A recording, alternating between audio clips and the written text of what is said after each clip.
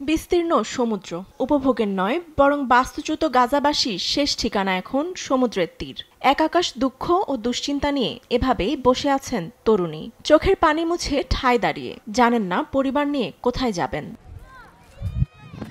৬৭ বছর বয়সী বৃদ্ধা সাবা ওয়ারশ আঘা ৮ পুত্রকন্যা ও পুত্রবধূদের নিয়ে আশ্রয়ের খোঁজে এসেছেন উপকূলের তাঁবুতে। ইসরায়েলের সামরিক অভিযানে বেতলাহিয়ায় নিজ বাসস্থান ছেড়ে আসতে বাধ্য হন তিনি।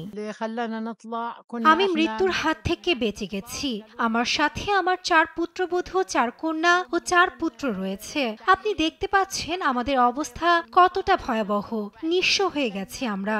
এখানে খাবার নেই, পানি নেই। বেতলাহিয়া সম্পূর্ণরূপে অস্তিত্বহীন। ফিলিস্তিনি এই নারী বাস্তুচ্যুত হওয়ার বর্ণনা দিয়ে আরব রাষ্ট্রগুলোকে পাশে দাঁড়ানোর অনুরোধ করেন। আমাদের চলে যাওয়ার জন্য হুমকি দিয়েছিল। বেতলাহিয়ায় আমাদের উপর গুলি চালানো হচ্ছিল বৃষ্টির মতো। আমরা যে এলাকায় ছিলাম সেখানকার সবাই পালিয়ে গিয়েছিল। আমাদের সাহায্য করার জন্য সেখানে কেউ ছিল না। আমাদের কাছে টাকা নেই, এমনকি বিপজ্জনক হওয়ায় পাশ দিয়ে যাওয়া গাড়িগুলো সাহায্যে এগিয়ে আসেনি। আরেক বাস্তুচ্যুত নারী উম্মে মুস্তফা কোথাও আশ্রয় না পেয়ে এসেছেন উপকূলের তাঁবুতে।